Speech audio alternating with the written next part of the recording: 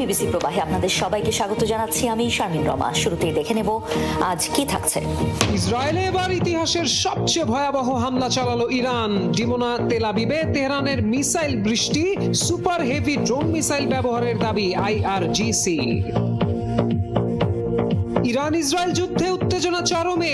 সংক্ষিপ্ত ও অস্থায়ী যুদ্ধবিরতির প্রস্তাব তুরস্কের। আলোচনার সুযোগ তৈরি হবে ধারণা আঙ্কারার। আলোচনায় রাজি তেহরানও। মধ্যপ্রাচ্য থেকে সরানো হলো সবচেয়ে বড় মার্কিন রণতরী জেরাল্ড আর ফোর্ড। ফিরেছে গ্রিসের ক্রিট দ্বীপের একটি নৌঘাঁটিতে। উপসাগরীয় অঞ্চলে মার্কিন সামরিক উপস্থিতিতে বড় ধরনের শূন্যতা। দ্রুতই খুলবে হরমুজ প্রণালী, জানালেন ট্রাম্প।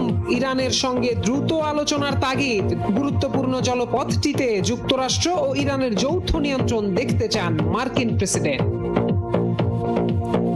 হঠাৎ মার্কিন তেল শোধনাগারে ভয়াবহ বিস্ফোরণ, কেঁপে উঠল টেক্সাসের উপসাগরীয় এলাকা। হিটারের ত্রুটি থেকে দুর্ঘটনা, প্রাথমিক ধারণা পুলিশের।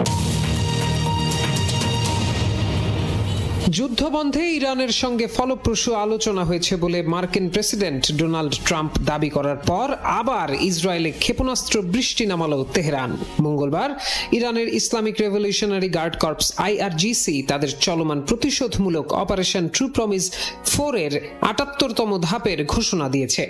মঙ্গলবার এক বিবৃতিতে আইআরজিসি অভিযানের সবশেষ এই পর্যায়কে একটি উল্লেখযোগ্য অগ্রগতি হিসেবে বর্ণনা করেছে। তারা জানায়, যখন ইরানিরা মুষ্টিবদ্ধ হাতে লাখো মানুষের সমাবেশে পরিণত হয়ে ইসলামী প্রজাতন্ত্রের প্রতি ব্যাপক সমর্থন জানাচ্ছে, ঠিক তখনই শত্রুর লক্ষ্যবস্তুগুলোতে বৃষ্টির মতো ক্ষেপণাস্ত্র বর্ষিত হয়েছে। আইআরজিসির বিবৃতিতে উল্লেখ করা হয়, ট্রু প্রমিস 4 এর ৭৮তম হামলাটি যুদ্ধের ইতিহাসে একটি অনন্য রেকর্ড স্থাপন করেছে। বিবৃতি অনুযায়ী ইসরায়েলের দখল করা ইলাত বন্দর, পারমাণবিক চুল্লির সুরক্ষিত শহর ডিমোনা এবং উত্তর তেল আবিবের লক্ষ্যবস্তুগুলোতে ইমাদ এবং মাল্টি ওয়ারহেড কদর ক্ষেপণাস্ত্র ও অ্যাটাক ড্রোন ব্যবহার করে হামলা চালানো হয়েছে। আইআরজিসি এ নিয়ে দ্বিতীয়বার ডিমোনাতে আঘাত আনলো। এর কয়েকদিন আগেই তারা একটি পাল্টা হামলায় এই শহরটিকেই লক্ষ্যবস্তু করেছিল। ওই হামলায় ডিমোনা এবং এর পাশের শহর আরাদে ২০০রও বেশি মানুষ হতাহতের ঘটনা ঘটে। আইআরজিসি আরো জানায়, তাদের অভিযানের ৭৮তম পর্যায়ে এ অঞ্চলে অবস্থিত বেশ কয়েকটি মার্কিন সামরিক ঘাঁটিকেও লক্ষ্যবস্তু করা হয়েছে। বিবৃতিতে আইআরজিসি হুঁশিয়ারি দিয়ে উল্লেখ করে, বাহিনীটির অধিকাংশ কমব্যাট ইউনিট এবং লাখো বাসিজ স্বেচ্ছাসেবক সেনা এখনো যুদ্ধক্ষেত্রে প্রবেশ করেনি। তাদের সম্ভাব্য অংশগ্রহণ সংঘাতকে আরো তীব্র করে তুলবে এবং আগ্রাসনকারীদের জন্য পরিস্থিতি নিয়ন্ত্রণের বাইরে নিয়ে যাবে। এর আগে ফেব্রুয়ারির শেষের দিকে ইরান বিরোধী সামরিক তৎপরতা শুরু হওয়ার পরপরই অপারেশন ট্রু প্রমিস 4 শুরু করে ইরান। মধ্যপ্রাচ্যে ইরান ও ইসরায়েলের মধ্যে উত্তেজনা ক্রমেই বাড়ছে। পারস্য উপসাগরীয় অঞ্চলে তেল ও জ্বালানি অবকাঠামোর উপর হামলার হুমকি বিশ্বকে উদ্বিগ্ন করেছে। এই পরিস্থিতিতে তুরস্ক প্রেসিডেন্ট রিসেপ তাইপ এরদোয়ান নেতৃত্বে সক্রিয় ভূমিকা নিচ্ছে। আঙ্কারা শুধু মধ্যস্থতা নয়, বরং সংঘাত নিরসনের জন্য একটি নতুন কৌশল গ্রহণ করেছে। রোববার তুর্কি পররাষ্ট্রমন্ত্রী হাকান ফিদান ইরান, মিশর, সৌদি আরব, কাতার, ইরাক ও পাকিস্তানের সঙ্গে ধারাবাহিক আলাপ করেছেন। একই সঙ্গে তিনি মার্কিন বিশেষ দূত এবং ঊর্ধ্বতন কর্মকর্তাদের সঙ্গে আলোচনা করেছেন। আঙ্কারা একটি সংক্ষিপ্ত ও অস্থায়ী যুদ্ধবিরতি প্রস্তাব করেছে, যা আলোচনার সুযোগ তৈরি করবে বলে তারা ধারণা করছেন। আলোচনা ব্যর্থ হলে সব পক্ষ পুনরায় যুদ্ধ শুরু করতে পারে বলে আশঙ্কাও দেখা দিচ্ছে। এদিকে তুরস্কের লক্ষ্য শুধু মধ্যস্থতা নয়, তারা সংযুক্ত নিরাপত্তা ফ্রেমওয়ার্ক তৈরি করতে চাইছে, যাতে ইরানকে তার গুরুত্বপূর্ণ অবকাঠামো রক্ষা করানো যায় এবং ইসরায়েলকে আক্রমণ কমাতে উদ্বুদ্ধ করা যায়। আঙ্কারা ইউরোপ ও পারস্য উপসাগরীয় দেশগুলোর সঙ্গে মিলিত হয়ে একটি ঐক্যবদ্ধ উদ্যোগ করছে। এই উদ্যোগে উপসাগরীয় দেশগুলো নিশ্চিত করতে চাইছে যে ভবিষ্যতে হরমুজ প্রণালীতে কোনো অবরোধ হবে না। অপরদিকে ইরানও আলোচনায় আগ্রহ দেখিয়েছে। তারা ভবিষ্যতে হামলা না করার নিশ্চয়তা এবং ক্ষতিপূরণ চাইছে। সম্ভাব্য সমাধান হিসেবে ইরানকে তেলের বাণিজ্য চালুর সুযোগ দেওয়া যেতে পারে বলে বলছেন বিশ্লেষকরা।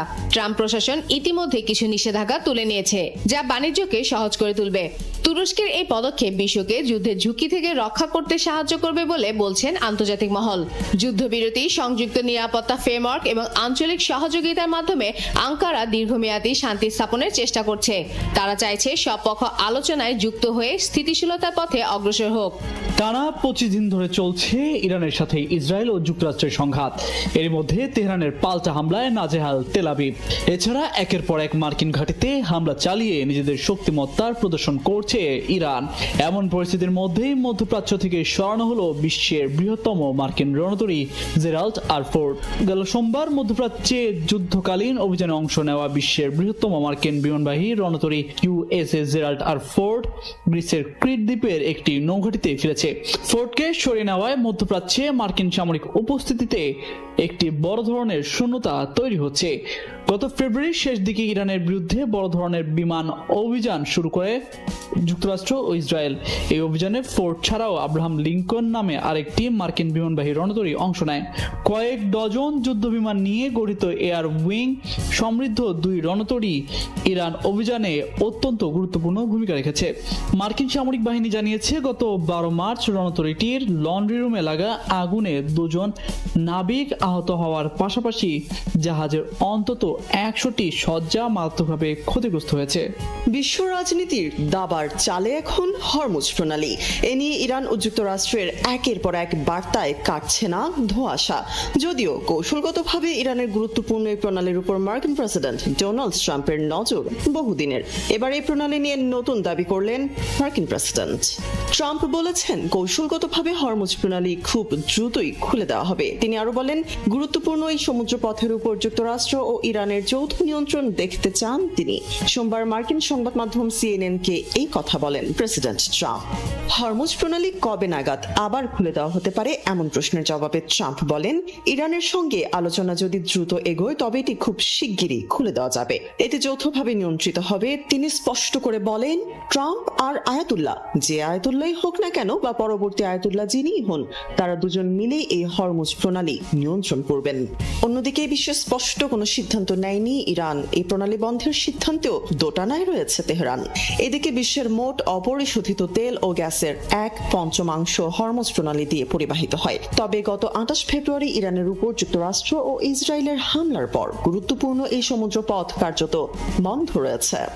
ইরানের সাথে চলমান উত্তেজনার মধ্যেই হঠাৎ ভয়াবহ বিস্ফোরণে কেঁপে উঠেছে যুক্তরাষ্ট্রের টেক্সাস এলাকা। মার্কিন তেল শোধনাগারে ভয়াবহ এই বিস্ফোরণে আগুনের কুঞ্জলি আর ধোঁয়ায় মুহূর্তেই ছাই হয়ে যায় সবকিছু। আন্তর্জাতিক সংবাদ সংস্থা TRT ওয়ার্ল্ড এর প্রতিবেদন অনুযায়ী মঙ্গলবার যুক্তরাষ্ট্রের টেক্সাস উপসাগরীয় উপকূলে এই বিস্ফোরণের ঘটনা ঘটে। এই সময় আশেপাশের বাসিন্দাদের নিরাপদ আশ্রয়ে অবস্থান করতে বাধ্য করা হয়। এই ঘটনা এমন এক সময় ঘটল যখন ইসরায়েল ও মার্কিন ঘাঁটিগুলোকে লক্ষ্য করে বড় ধরনের হামলার ঘোষণা দিয়েছে ইরান। অভিযোগ উঠেছে একটি শিল্প হিটারের যান্ত্রিক ত্রুটির কারণে বিস্ফোরণ ঘটেছে। তবে এখন পর্যন্ত কোনো হতাহতের খবর পাওয়া যায়নি। টেক্সাসের পোর্ট আর্থারে অবস্থিত ভ্যালেরো তেল শোধনাগারে একটি শক্তিশালী বিস্ফোরণ এবং ভয়াবহ অগ্নিকাণ্ড ঘটেছে। বিস্ফোরণের কারণ হিসেবে পুলিশ ও স্থানীয় কর্মকর্তাদের প্রাথমিক ধারণা অনুযায়ী একটি ইন্ডাস্ট্রিয়াল হিটার বা শিল্প হিটারের যান্ত্রিক ত্রুটির কারণে বিস্ফোরণ ঘটেছে। তবে এতে কোনো নাশকতার প্রমাণ পাওয়া যায়নি। শোধনাগার কর্তৃপক্ষ এবং পোর্ট আর্থারের মেয়র চার্লস এম মোজেস নিশ্চিত করেছেন এই ঘটনায় কোনো শ্রমিক বা সাধারণ মানুষ হতাহত বা নিহত হননি। সব কর্মীর হিসেব পাওয়া গেছে। যুদ্ধবন্ধে ইরানের সঙ্গে ফলপ্রসূ আলোচনা হয়েছে বলে মার্কিন প্রেসিডেন্ট ডোনাল্ড ট্রাম্প দাবি করার পর আবার ইসরায়েলে ক্ষেপণাস্ত্র বৃষ্টি নামালো তেহরান। মঙ্গলবার ইরানের Islamic revolutionary guard corps IRGC তাদের চলমান প্রতিশোধমূলক অপারেশন ট্রু প্রমিস 4 এর 78তম ধাপের ঘোষণা দিয়েছে। মঙ্গলবার এক বিবৃতিতে IRGC অভিযানের সবশেষ এই পর্যায়কে একটি উল্লেখযোগ্য অগ্রগতি হিসেবে বর্ণনা করেছে। নন ইনভার্টার এসির দামে ঘরে আনুন বিদ্যুৎ সাশ্রয়ী ইনভার্টার এসি। এখন 1.5 ton my one inverter AC মাত্র 48,900 টাকা পাওয়া যাচ্ছে মিনিস্টার শোরুমে। তারা জানায় যখন ইরানিরা মুষ্টিবদ্ধ হাতে লাখো মানুষের সমাবেশে পরিণত হয়ে ইসলামী প্রজাতন্ত্রের প্রতি ব্যাপক সমর্থন জানাচ্ছে, ঠিক তখনই শত্রুর লক্ষ্যবস্তুগুলোতে বৃষ্টির মতো ক্ষেপণাস্ত্র বর্ষিত হয়েছে। আইআরজিসির বিবৃতিতে উল্লেখ করা হয় ট্রু প্রমিস 4 এর ৭৮তম হামলাটি যুদ্ধের ইতিহাসে একটি অনন্য রেকর্ড স্থাপন করেছে। বিবৃতি অনুযায়ী ইসরায়েলের দখল করা ইলাত বন্দর, পারমাণবিক চুল্লির সুরক্ষিত শহর ডিমোনা এবং উত্তর তেলাবিবের লক্ষ্যবস্তুগুলোতে ইমাদ এবং মাল্টি ওয়ারহেড কদর ক্ষেপণাস্ত্র ও অ্যাটাক ড্রোন ব্যবহার করে হামলা চালানো হয়েছে। আইআরজিসি এ নিয়ে দ্বিতীয়বার ডিমোনাতে আঘাত আনলো। এর কয়েকদিন আগেই তারা একটি পাল্টা হামলায় এই শহরটিকেই লক্ষ্যবস্তু করেছিল। ওই হামলায় ডিমোনা এবং এর পাশের শহর আরাদে 200-রও বেশি মানুষ হতাহতের ঘটনা ঘটে। আইআরজিসি আরও জানায় তাদের অভিযানের ৭৮তম পর্যায়ে এ অঞ্চলে অবস্থিত বেশ কয়েকটি মার্কিন সামরিক ঘাঁটিকেও লক্ষ্যবস্তু করা হয়েছে। বিবৃতিতে আইআরজিসি হুঁশিয়ারি দিয়ে উল্লেখ করে বাহিনীটির অধিকাংশ কমব্যাট ইউনিট এবং লাখো বাসিজ স্বেচ্ছাসেবক সেনা এখনো যুদ্ধক্ষেত্রে প্রবেশ করেনি। তাদের সম্ভাব্য অংশগ্রহণ সংঘাতকে আরও তীব্র করে তুলবে এবং আগ্রাসনকারীদের জন্য পরিস্থিতি নিয়ন্ত্রণের বাইরে নিয়ে যাবে। এর আগে ফেব্রুয়ারির শেষের দিকে ইরান বিরোধী সামরিক তৎপরতা শুরু হওয়ার পরপরই অপারেশন ট্রু প্রমিস 4 শুরু করে ইরান। যুক্তরাষ্ট্রের সঙ্গে কোনো ধরনের আলোচনা ও ঐকমত্য হওয়ার কথা অস্বীকার করেছে ইরান। এমন খবরকে মিথ্যা বলে উল্লেখ করেছে দেশটি। ইরানের পার্লামেন্ট স্পিকার মোহাম্মদ বাগের গালিবাফ এমন মন্তব্য করেছেন। দেশটির পররাষ্ট্র মন্ত্রণালয়ও এক বিবৃতিতে একই দাবি করে। আল জাজিরার এক প্রতিবেদনে বলা হয়, এর আগে 23 মার্চ মার্কিন প্রেসিডেন্ট ডোনাল্ড ট্রাম্প দাবি করেন ইরানের জ্যেষ্ঠ নেতাদের সঙ্গে যুক্তরাষ্ট্রের কথা হয়েছে। ইরানই প্রথম আলোচনার জন্য যোগাযোগ করেছিল। এ বিষয়ে ট্রাম্প সামাজিক যোগাযোগ মাধ্যম ট্রুথ সোশ্যালে পোস্ট দেওয়ার পর সাংবাদিকদের কাছেও একই দাবি করেন। ফ্লোরিডার এক বিমানবন্দরে ট্রাম্প সাংবাদিকদের বলেন, যুক্তরাষ্ট্রের সঙ্গে ইরানের বেশ জোরালো আলোচনা হয়েছে এবং দুপক্ষ প্রধান প্রধান বিষয়ে একমত হতে পেরেছে। 22 মার্চ হওয়া আলোচনা 23 মার্চও অব্যাহত থাকবে। ট্রাম্প আরো বলেন, ইরান একটি চুক্তি করতে খুবই আগ্রহী, আমরাও একটি চুক্তি করতে চাই। 23 মার্চ সম্ভবত ফোনের মাধ্যমে আমাদের কথা হবে। ট্রাম্পের দাবি, তার মধ্যপ্রাচ্য বিষয়ক দূত স্টিভ উইটকফ ও জামাতা জ্যারেড কুশনার এই আলোচনা চালাচ্ছেন। ইরানের ঠিক কার সঙ্গে কথা হচ্ছে তার নাম উল্লেখ না করলেও ট্রাম্প বলেন, এই আলোচনায় ইরানের একজন শীর্ষ পর্যায়ের সম্মানিত নেতা অন্তর্ভুক্ত ছিলেন। তবে ট্রাম্পের এসব দাবির পর সামাজিক যোগাযোগ মাধ্যম এক্সে এক পোস্টে ইরানের পার্লামেন্ট স্পিকার মোহাম্মদ বাগের গালিবাফ লেখেন, যুক্তরাষ্ট্রের সঙ্গে কোনো আলোচনা হয়নি। আর্থিক ও তেলের বাজার নিয়ন্ত্রণ করতে এবং যুক্তরাষ্ট্র ইসরায়েল যে চোরাবালিতে আটকে গেছে তা থেকে বাঁচতে মিথ্যা খবর ব্যবহার করা হচ্ছে। দ্বিতীয় এক পোস্টে গালিবাফ লেখেন, ইরান আগ্রাসনকারীদের পূর্ণাঙ্গ ও অনুশোচনামূলক শাস্তি দাবি করে। এ লক্ষ্য অর্জিত না হওয়া পর্যন্ত ইরানের কর্মকর্তারা দৃঢ়ভাবে তাদের সর্বোচ্চ নেতা ও জনগণের পাশে রয়েছেন। গালিবাফের পোস্টের আগে এক বিবৃতিতে ইরানের পররাষ্ট্র মন্ত্রণালয়ের মুখপাত্র ইসমাইল বাগাই যুক্তরাষ্ট্রের সঙ্গে আলোচনার খবরটি অস্বীকার করেন। তিনি জানান, হরমুজ প্রণালী এবং যুদ্ধ বন্ধের শর্ত নিয়ে তেহরানের অবস্থানে কোনো পরিবর্তন আসেনি। বাগাইয়ের বরাতে ইরানের রাষ্ট্রায়ত্ত বার্তা সংস্থা ইরনা জানায়, যুদ্ধ বন্ধের জন্য যুক্তরাষ্ট্রের আলোচনার অনুরোধ নিয়ে কিছু বন্ধু দেশের থেকে বার্তা পাওয়া গেছে।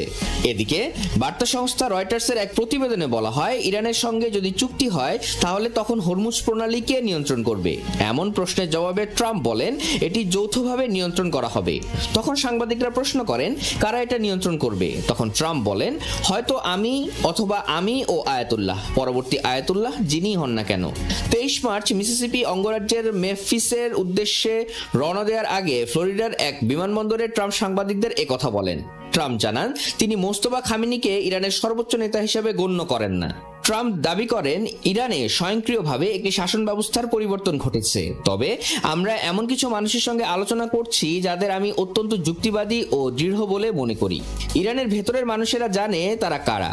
তারা অত্যন্ত সম্মানিত ব্যক্তি। হয়তো তাদের মধ্যে একজন ঠিক তেমনটি হবেন যেমনটি আমরা খুঁজছি। টানা 25 দিন ধরে চলছে ইরানের সাথে ইসরায়েল ও যুক্তরাষ্ট্রের সংঘাত। এর মধ্যে তেহরানের পাল্টা হামলায় নাজেহাল তেল আবিব। এছাড়া একের পর এক মার্কিন ঘাঁটিতে হামলা চালিয়ে নিজেদের শক্তিমত্তার প্রদর্শন করছে ইরান। এমন পরিস্থিতির মধ্যেই মধ্যপ্রাচ্য থেকে সরানো হলো বিশ্বের বৃহত্তম মার্কিন রণতরী জেরাল্ড আর ফোর্ড। গেল সোমবার মধ্যপ্রাচ্যে যুদ্ধকালীন অভিযানে অংশ নেওয়া বিশ্বের বৃহত্তম মার্কিন বিমানবাহী রণতরী ইউএসএস জেরাল্ড আর ফোর্ড গ্রিসের ক্রিট দ্বীপের একটি নৌঘাঁটিতে ফিরেছে। ফোর্টকে সরিয়ে নেওয়ায় মধ্যপ্রাচ্যে মার্কিন সামরিক উপস্থিতিতে একটি বড় ধরনের শূন্যতা তৈরি হচ্ছে। গত ফেব্রুয়ারির শেষ দিকে ইরানের বিরুদ্ধে বড় ধরনের বিমান অভিযান শুরু করে যুক্তরাষ্ট্র ও ইসরায়েল। এই অভিযানে ফোর্ট ছাড়াও আব্রাহাম লিঙ্কন নামে আরেকটি মার্কিন বিমানবাহী রণতরী অংশ নেয়। কয়েক ডজন যুদ্ধ বিমান নিয়ে গঠিত এয়ার উইং সমৃদ্ধ দুই রণতরী ইরান অভিযানে অত্যন্ত গুরুত্বপূর্ণ ভূমিকা রেখেছে। মার্কিন সামরিক বাহিনী জানিয়েছে গত 12 মার্চ রণতরীটির লন্ড্রি রুমে লাগা আগুনে 2 জন নাবিক আহত হওয়ার পাশাপাশি জাহাজের অন্তত 100টি সজ্জা মারাত্মকভাবে ক্ষতিগ্রস্ত হয়েছে। আরও একটি মার্কিন F-15 যুদ্ধবিমান গুলি করে ভূপাতিত করার দাবি করেছে ইরান। বিমানটি মধ্যপ্রাচ্যের কুয়েতে বিধ্বস্ত হয়েছে বলে দাবি করে প্রমাণ হিসেবে একটি ভিডিও প্রকাশ করেছে দেশটির সামরিক বাহিনী। সামাজিক মাধ্যমে ছড়িয়ে পড়া ভিডিওতে দেখা যায় একটি বিমান ধোঁয়া ও আগুন ছড়াতে ছড়াতে নিচের দিকে নামছে। এ সময় পাইলটকে বিমান থেকে বেরিয়ে আসতে দেখা যায়। এর আগে গত রোববার একটি মার্কিন F-15 যুদ্ধবিমান ভূপাতিত করা হয়েছে বলে দাবি করে ইরান। দেশটির কর্তৃপক্ষ জানায় দক্ষিণে হরমুজ দ্বীপের কাছে তাদের বিমান প্রতিরক্ষা ব্যবস্থা একটি F-15 যুদ্ধবিমান ভূপাতিত করেছে। যদিও যুক্তরাষ্ট্র F-15 যুদ্ধবিমান ভূপাতিত করার এই দাবিগুলো প্রত্যাখ্যান করেছে। মার্কিন সেন্ট্রাল কমান্ড সামাজিক যোগাযোগ মাধ্যমে এক পোস্টে দাবিগুলোকে মিথ্যা আখ্যা দিয়ে গুজব ছড়ানো হচ্ছে বলে দাবি করেছে। সেখানে আরো বলা হয় অপারেশন এপিক ফিউরি চলাকালীন মার্কিন বাহিনী 8,000-এরও বেশিবার যুদ্ধবিমান উড্ডয়ন করেছে। তবে ইরানের গুলিতে কোনো মার্কিন যুদ্ধবিমান ভূপাতিত হয়নি। এর আগে মার্চের শুরুর দিকে কুয়েতের আকাশে 3টি মার্কিন F-15E স্ট্রাইক ঈগল যুদ্ধবিমান বিধ্বস্ত হয়। তখন যুক্তরাষ্ট্র দাবি করেছিল ফ্রেন্ডলি ফায়ারের কারণে বিমানগুলো বিধ্বস্ত হয়েছিল। ইরানের বিরুদ্ধে যুক্তরাষ্ট্রের সামরিক অভিযান অপারেশন এপিক ফিউরি শুরু হওয়ার পেছনে কেবল কৌশলগত হিসাব নিকাশি নয়, বরং উচ্চ পর্যায়ের রাজনৈতিক প্রভাব ও মনস্তাত্ত্বিক প্ররোচনাও গুরুত্বপূর্ণ ভূমিকা রেখেছে, এমনটাই ইঙ্গিত দিচ্ছে বিভিন্ন নির্ভরযোগ্য সূত্র। বিশেষ করে ইসরায়েলের প্রধানমন্ত্রী বেনিয়ামিন নেতানিয়াহুর প্ররোচনা এক্ষেত্রে উল্লেখযোগ্য বলে মনে করা হচ্ছে। এ নিয়ে এক রোমহর্ষক তথ্য উঠে এসেছে রয়টার্সের প্রতিবেদনে। যদিও সাবেক মার্কিন প্রেসিডেন্ট ডোনাল্ড ট্রাম্প আগেই ইরানের বিরুদ্ধে সামরিক পদক্ষেপ নেওয়ার চিন্তা করেছিলেন, তবে চূড়ান্ত সিদ্ধান্ত গ্রহণের ক্ষেত্রে নেতানিয়াহুর কৌশলগত প্ররোচনা একটি গুরুত্বপূর্ণ প্রভাবক হিসেবে কাজ করেছে। ইরানে যুক্তরাষ্ট্র ও ইসরায়েলের যৌথ আগ্রাসন শুরুর 48 ঘন্টার কম সময় আগে মার্কিন প্রেসিডেন্ট ডোনাল্ড ট্রাম্পের সঙ্গে ফোনে কথা বলেছিলেন যুদ্ধবাজ ইসরায়েলি প্রধানমন্ত্রী বেনিয়ামিন নেতানিয়াহু। ট্রাম্পকে প্রভাবিত করতে নেতানিয়াহু যে কৌশলটি সবচেয়ে কার্যকরভাবে ব্যবহার করেন তা ছিল ব্যক্তিগত নিরাপত্তা ও প্রতিশোধের বিষয়টি সামনে আনা। অভিযোগ রয়েছে 2024 সালের নির্বাচনী প্রচারের সময় ইরান ট্রাম্পকে হত্যার ষড়যন্ত্র করেছিল। এই প্রেক্ষাপটে নেতানিয়াহু ট্রাম্পকে স্মরণ করিয়ে দেন ইরানের শীর্ষ সামরিক কর্মকর্তা কাসেম সোলাইমানিকে হত্যার পর থেকেই তেহরান প্রতিশোধ নিতে তাকে লক্ষ্যবস্তুতে পরিণত করে। তিনি যুক্তি দেন ইরানের সর্বোচ্চ নেতা আলী খামেনিকে হত্যা করা হলে সেটিই হবে সেই অপমানের চূড়ান্ত জবাব। গোয়েন্দা তথ্যের বরাতে নেতানিয়াহু দাবি করেন খামেনি ও তার ঘনিষ্ঠ সহযোগীরা তেহরানের একটি নির্দিষ্ট কম্পাউন্ডে গোপন বৈঠকে বসতে যাচ্ছেন। তিনি এটিকে একটি সম্ভাব্য ডিক্যাপিটেশন স্ট্রাইক অর্থাৎ শীর্ষ নেতৃত্বকে একযোগে নির্মূল করার বিরল সুযোগ হিসেবে তুলে ধরেন। এ তথ্য ট্রাম্প প্রশাসনের কাছে অত্যন্ত গুরুত্বপূর্ণ হয়ে ওঠে এবং এর ভিত্তিতেই ইরানের নেতৃত্বকে সরাসরি আঘাত করার ধারণা শক্তিশালী হতে থাকে। নেতানিয়াহু কেবল সামরিক যুক্তি দেননি, বরং রাজনৈতিক ও ঐতিহাসিক গুরুত্বের দিকটিও সামনে আনেন। তিনি ট্রাম্পকে বোঝানোর চেষ্টা করেন এই অভিযোগ সফল হলে তা হবে একটি ইতিহাস। তার যুক্তি ছিল খামেনি শুধু পশ্চিমা বিশ্বেই নয়, অনেক ইরানি নাগরিকের কাছেও অজনপ্রিয়। ফলে তাকে সরিয়ে দেওয়া গেলে সাধারণ জনগণ রাস্তায় নেমে আসবে এবং 1979 সালের ইসলামী বিপ্লবের পর প্রতিষ্ঠিত শাসন ব্যবস্থা ভেঙে পড়তে পারে। নেতানিয়াহু আরো বলেন এই অভিযোগের মাধ্যমে ইরানের ব্যালিস্টিক ক্ষেপণাস্ত্র কর্মসূচি ধ্বংস করা, নৌ সক্ষমতা দুর্বল করা এবং পারমাণবিক কর্মসূচিকে স্থায়ীভাবে থামিয়ে দেওয়া সম্ভব হতে পারে। শেষ পর্যন্ত 27 ফেব্রুয়ারি ট্রাম্প এই সামরিক অভিযানের অনুমোদন দেন।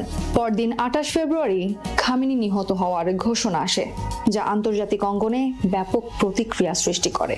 তবে সম্প্রতি এক সংবাদ সম্মেলনে নেতানিয়াহু এমন দাবিকে ভুয়া খবর বলে উড়িয়ে দেন। তিনি বলেন, ইসরায়েল যুক্তরাষ্ট্রকে ইরানের সঙ্গে যুদ্ধে টেনে এনেছে এমন দাবি ভিত্তিহীন। ট্রাম্প নিজস্ব বিবেচনাতেই সিদ্ধান্ত নিয়েছেন। তবে সংশ্লিষ্ট সূত্রগুলোর দাবি, ইসরায়েলি প্রধানমন্ত্রী অত্যন্ত সূক্ষ্ম ও কার্যকর মনস্তাত্ত্বিক কৌশল প্রয়োগের মাধ্যমে ট্রাম্পের সিদ্ধান্তকে প্রভাবিত করতে সক্ষম হয়েছিলেন। অভ্যন্তরীণ স্পর্শকাতর বিষয় হওয়ার নাম প্রকাশ না করার শর্তে দুই নেতার ঘনিষ্ঠ কর্মকর্তা ও সংশ্লিষ্ট ব্যক্তিরা রয়টার্সকে জানিয়েছেন, নেতানিয়াহু ট্রাম্পকে যুদ্ধে যেতে বাধ্য করেছেন এমন কোনো ইঙ্গিত পাওয়া যায়নি। তবে প্রতিবেদনে এটি স্পষ্ট, ইসরায়েলি এই নেতা অত্যন্ত কার্যকরভাবে নিজের দাবি তুলে ধরেছিলেন। বিশেষ করে খামেনিকে হত্যার সুযোগ পাওয়ার বিষয়টি প্রেসিডেন্টের কাছে বেশ গ্রহণযোগ্য ছিল। আয়াতুল্লাহ আলী খামেনি নিহত হওয়ার পর ট্রাম্প বারবার ইরানিদের বিদ্রোহ করার আহ্বান জানান, কিন্তু তাতে কোনো কাজ হয়নি। বরং যুদ্ধের চতুর্থ সপ্তাহে পুরো অঞ্চল এখন ঘোরতর সংঘাতের কবলে। এর মধ্যেই ইরানের রেভলিউশনারি গার্ডের সদস্যদের দেশটির রাস্তায় টহল দিতে দেখা যাচ্ছে। অন্যদিকে প্রাণ বাঁচাতে লাখ লাখ ইরানি নাগরিক এখনো নিজেদের ঘরেই অবস্থান করছেন। মধ্যপ্রাচ্যে উত্তেজনা দিন দিন বাড়ছে। ইরান একের পর এক ক্ষেপণাস্ত্র হামলা চালাচ্ছে উপসাগরীয় অঞ্চলে। কাতারের গুরুত্বপূর্ণ গ্যাস স্থাপনাও আঘাতের মুখে পড়েছে। তবুও এখন পর্যন্ত উপসাগরীয় দেশগুলো কেউই ইরানের বিরুদ্ধে সরাসরি পাল্টা হামলা চালায়নি। কিন্তু কেন? কি কারণে তারা এখনো সংযত? ঘটনা শুরু 28 ফেব্রুয়ারি। সেদিন যুক্তরাষ্ট্র ও ইসরায়েল যৌথভাবে ইরানের বিরুদ্ধে সামরিক অভিযান শুরু করে। এর জবাবে ইরান শুধু ইসরায়েলে নয়, উপসাগরীয় দেশগুলোকে লক্ষ্য করে হামলা শুরু করে। বাহরাইন, কুয়েত, সৌদি আরব, কাতার, ওমান এবং বিশেষ করে সংযুক্ত আরব আমিরাত সবাই কোনো না কোনোভাবে এই হামলার শিকার। শুধু সামরিক ঘাঁটি নয়, বিমানবন্দর, হোটেল, আবাসিক এলাকা, এমনকি জ্বালানি স্থাপনাও আঘাত পেয়েছে। কারো কারো প্রশ্ন, এত কিছু হওয়ার পরেও কেন পাল্টা হামলা হয় না? বিশেষজ্ঞদের মতে এর পেছনে রয়েছে এক সহজ হিসাব: ঝুঁকি বেশি, লাভ কম। উপসাগরীয় দেশগুলোর অর্থনীতি অনেকটাই নির্ভর করে তেল, গ্যাস, শিপিং আর বিদেশি বিনিয়োগের উপর। আর এই তিনটিকেই সহজে ক্ষতিগ্রস্ত করতে পারে ইরান। বিশেষ করে পারস্য উপসাগর এবং হরমুজ প্রণালী, যেখান দিয়ে বিশ্বের বড় অংশের জ্বালানি পরিবহন হয়, সেগুলো ইরানের জন্য বড় চাপ তৈরি করার হাতিয়ার। আর তাই পাল্টা হামলা মানে নিজেদের আরও ঝুঁকিতে ফেলা। তবে সবাই এই বিষয়ে একমত নয়। কিছু বিশেষজ্ঞ বলছেন, যদি এখনই জবাব না দেওয়া হয় তাহলে ইরান বুঝে যাবে কোনো শাস্তি ছাড়াই আঘাত করা সম্ভব। তাদের মতে পাল্টা হামলা হলে স্বল্প মেয়াদে ইরানকে থামানো যেতে পারে, আর দীর্ঘমেয়াদে তৈরি হতে পারে এক ধরনের প্রতিরোধ। কিন্তু সমস্যা হলো, এই হামলা আদৌ পরিস্থিতি বদলাতে পারবে কিনা তা এখনো অনিশ্চিত। এখানে আরেকটি বড় বিষয় হলো, উপসাগরীয় দেশগুলোর অনেকেই ইসরায়েলের সঙ্গে সরাসরি একাত্ম হতে চায় না। কারণ তাদের মধ্যে একটা ধারণা আছে যে ইসরায়েলই যুক্তরাষ্ট্রকে এই যুদ্ধে টেনে এনেছে। তাই এই সংঘাতে সরাসরি জড়িয়ে পড়া তাদের জন্য রাজনৈতিকভাবে সহজ নয়। আর এই দ্বিধার পিছনে আছে অতীতের অভিজ্ঞতাও। 2003 সালে যুক্তরাষ্ট্র ইরাকে হামলা চালিয়ে সাদ্দাম হোসেনকে সরিয়ে দেয়, কিন্তু এরপর শুরু হয় অস্থিরতা, সহিংসতা আর দীর্ঘমেয়াদী বিশৃঙ্খলা। তবুও বাস্তবতা হলো, এই দেশগুলো এখনও যুক্তরাষ্ট্রের সামরিক সুরক্ষার উপর নির্ভরশীল। তাদের আকাশ প্রতিরক্ষা ব্যবস্থা, গোয়েন্দা তথ্য সবকিছুতেই যুক্তরাষ্ট্রের সহায়তা আছে। আর এই প্রতিরক্ষাই এখন পর্যন্ত ইরানের অনেক হামলা ঠেকিয়েছে। আরেকটি বিষয়, ইরান সব দেশকে একইভাবে লক্ষ্য করেনি। যেমন সংযুক্ত আরব আমিরাত বেশি হামলার শিকার, কারণ তারা ইসরায়েলের সঙ্গে সম্পর্ক স্বাভাবিক করেছে। অন্যদিকে ওমান, যারা দীর্ঘদিন ধরে মধ্যস্থতাকারীর ভূমিকা পালন করছে, তারা তুলনামূলকভাবে কম লক্ষ্যবস্তুতে পরিণত হয়েছে। তবে উপসাগরীয় দেশগুলোর এই সংযম চিরস্থায়ী নাও হতে পারে। পরিস্থিতি বদলে যেতে পারে যদি বড় কোনো জ্বালানি স্থাপনায় হামলা হয়, যদি রপ্তানি মারাত্মকভাবে ব্যাহত হয়, অথবা ইরানের মিত্র গোষ্ঠীগুলো সরাসরি হামলা শুরু করে।